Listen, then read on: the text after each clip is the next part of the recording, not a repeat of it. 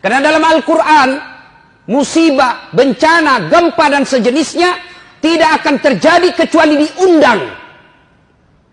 Bahasa agamanya, bahasa Qur'annya, musibah itu datang karena diundang oleh manusia. Apa penyebab datangnya musibah? Saya tidak bahas melalui ilmu teknologi, tapi saya mencoba memperjelaskannya dari Al-Quran sebagai sumber ilmu pengetahuan umat Islam. Ini tidak ada hubungan dengan geologi. Ini hanya pedoman buat orang beriman. Kalau Bapak percaya berarti Bapak termasuk orang beriman. Kalau Bapak bilang tidak ada hubungannya berarti Bapak pura-pura beriman. Apa landasannya? Silahkan buka Al-Quran, surah Al-Imran ayat 112. Setidaknya dalam Al-Quran itu didapati informasi ada 4 penyebab datangnya musibah yang menyebabkan sebab datang bencana alam ini. Undangan itu datang gara-gara apa? 1, kata Al-Quran, yakfuruna bi ayatillah. Mereka kufur terhadap ayat-ayat Allah. Mereka dustakan ayat-ayat Allah. Menurut orang Islam ada 2 ayat Allah. Ayat tertulis dan ayat tercipta. Ayat tertulis Al-Quranul Karim, ayat tercipta lingkungan alam. Bagaimana sikap manusia khususnya bangsa Indonesia terhadap ayat-ayat Allah? Coba ngaku beriman, ngaku ketuhanan yang Maha Esa. Bahkan ditulis, dideklarasikan dalam Undang-Undang Dasar Republik Indonesia. Konstitusi kita mengakui dengan rahmat Allah yang Maha Kuasa. Atas berkat rahmat Allah kita merdeka. Tapi apa kelakuan bangsa Indonesia? Azan, pembacaan ayat suci di Quran dianggap mengganggu. Coba Al-Quran, katanya kita umat beragama, katanya kita percaya kepada Tuhan yang Maha Esa. Kok bisa-bisanya pengajian mengganggumu? Kok bisa-bisanya suara azan membuat kau risih? Gimana Allah tidak marah? Hasilnya bilang, kan ditahu itu jadwal. Namanya juga, jangan terlalu keras. Ya namanya panggilan pasti dikeras. Allahu Akbar, Allahu Akbar. Ya namanya panggilan pasti dikeraskan. Kalau dikecilkan, bukan namanya panggilan Pak, si bicie. Dasat, dipanggil. Dasat, dasat. Nah, itu baku bici namanya itu. Apabila kufur terhadap ayat-ayat Allah, maka itu salah satu penyebab datangnya undangan musibah. Nah, berikutnya itu ayat Quran. Kalau ayat yang tercipta, mari kita lihat perlakuan kita terhadap sumber daya alam kita. Dihabisi tanpa ada perbaikan. Saya kalau perjalanan Pak, dari Balikpapan ke Bontang, dari Balikpapan ke Sangatta, Kalimantan Timur, dari pinggir jalan kita lihat hijau. Tetapi kita naik di atas pesawat, habis gundul hutan kita. Dan anehnya siapa yang menikmati? Bukan masyarakat Indonesia. Siapa yang menikmati? Orang dari luar negeri. Di mana Allah tidak marah? Kita punya sumber daya alam melimpah. Tapi siapa yang menikmati? Orang-orang kaya yang tertentu saja di Indonesia. Dan berlebihan caranya menikmatinya. Nah, kalau ini ya tunggu mi. Tak aja nih. Calon aku puang nih. Yang kedua. Penyebab menurut surah Al-Imran. Wa yaqtuluna anbiya'i bighairi haq. Mereka membunuh nabi secara tidak hak. Nah, bila mahasiswaku di Unhas, bagaimana caranya membunuh nabi Ustaz? Nah, tidak ada nabi. Secara fisik kita tidak akan membunuh nabi lagi sekarang. Tapi apa cara kita membunuh nabi? Sunnah-sunnahnya kita bunuh. Sunnah-sunnahnya kita injak. Mana sunnah-sunnah nabi? Ayo kita lihat saja. Pengantin. Jelas-jelas Nabi menjelaskan, kau makan dan minum duduk, karena makan dan minum berdiri adalah cara seperti setan. Tapi apa yang terjadi di tengah-tengah kita? Gedungnya Islamic Center, pengantinnya bapaknya haji dua-duanya, turut mengundang alim ulama. Tapi apa yang terjadi ketika pesta pengantin? Standing party. Dan kita bangga dengan itu. Pantas sunnah-sunnah Nabi kita injak-injak. Masih berkaitan dengan pengantin. Ini riolo ugie, mangka saya masiri kiko anak tak si bawa rani. Malu kita kalau anak kita belum menikah sama laki-laki.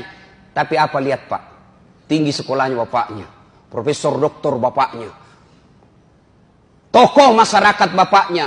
Kita lihat undangan pengantinnya, belum ijab kabul anaknya sudah baku peluk fotonya di undangannya. Jangan dilihat Pak. Yang mengundang tinggi sekolahnya, tokoh masyarakat, disegani, terpopuler di satu kampung. Tapi lihat undangan pengantinnya anaknya, belum pi ijab kabul sudah baku peluk. Dikasih bodoh-bodoh sama fotografer. Ya, maju-maju kok sedikit.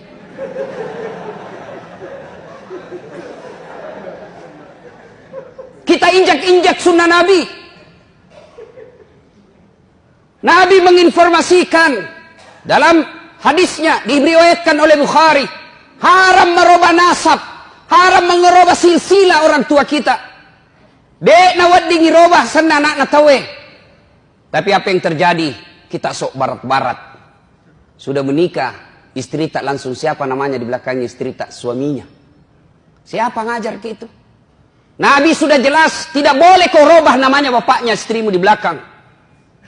Contoh konkret, nama istri Naurah Siddiqiyah, Nasrun nama bapaknya. Begitu setelah menikah suaminya Das'at Latif, berubah namanya Naurah Siddiqiyah Das'at Latif.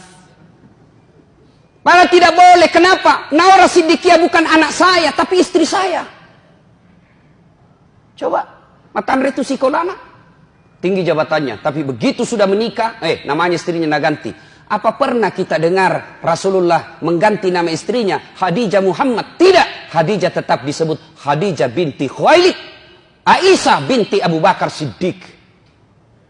Sunnah-sunnah Nabi kita injak-injak. Kalau ada yang tidak melaksanakan sunnah, atau ada orang yang melaksanakan sunnah, kita anggap kampungan. Kita lihat saudara kita yang agak naik-naik celananya sedikit, dibilang apa? Banjir di kapang. Ada saudara kita memelihara jenggotnya karena cintanya kepada sunnah, apa dia bilang? Dedek terlewat-lewat naso alim. Apabila sunnah-sunnah Nabi kita injak-injak, tunggu azab Allah akan datang. Wa yaqtuluna anbiya'i bighairi haq. Yang ketiga, yang akan menyebabkan turunnya bencana alam. Wa kanu yaqtadun. Mereka telah melampaui batas. Tak lewat-lewat nih Pak. Lihat lagi Pak. Agama Islam mengajarkan amar ma'ruf nahi mungkar. Dan siapa yang punya tugas? Ulama, para muballigh.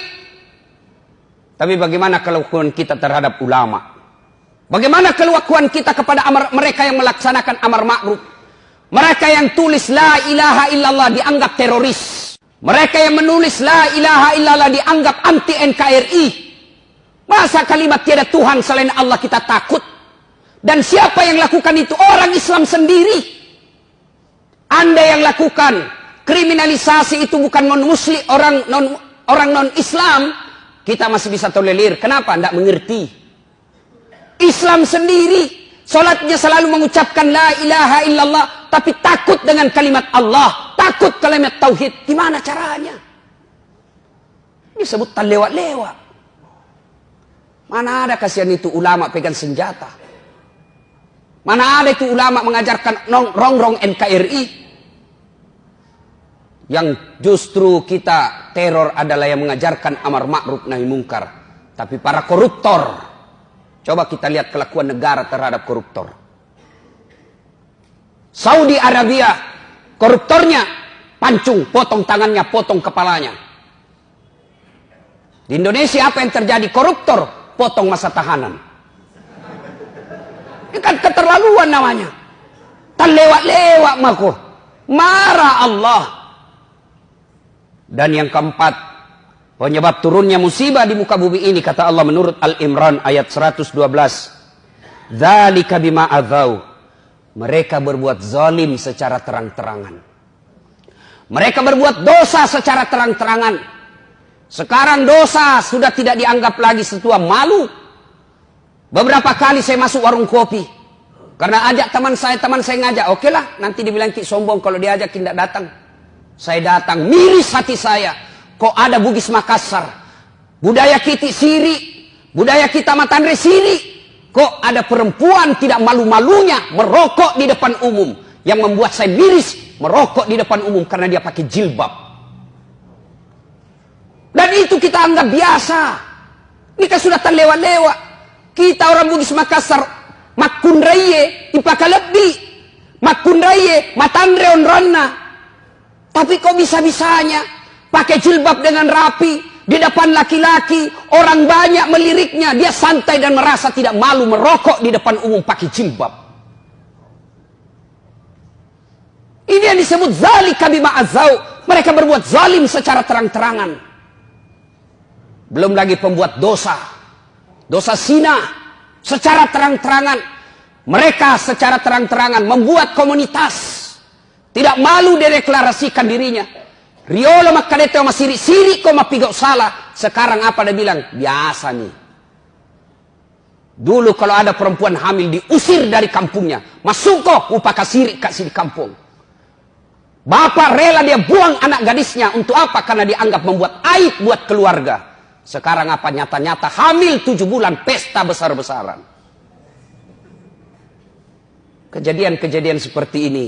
Itu yang membuat azab Allah cepat datang. Lalu orang bilang begini, Bu, kalau negara barat bagaimana Ustaz? Lewat-lewat itu. Jepang lah misalnya. Oh jangan salah Pak. Jepang itu, saya sudah berapa kali ke sana, akhlaknya tinggi Pak. Tidak ada tukang tipu. Pejabatnya baru dituduh korupsi, mundur dan bunuh diri. Kita sudah tertuduh, bahkan terponis, bahkan terpidana, sudah terbukti, sudah dipenjara, tidak malu jadi caleg.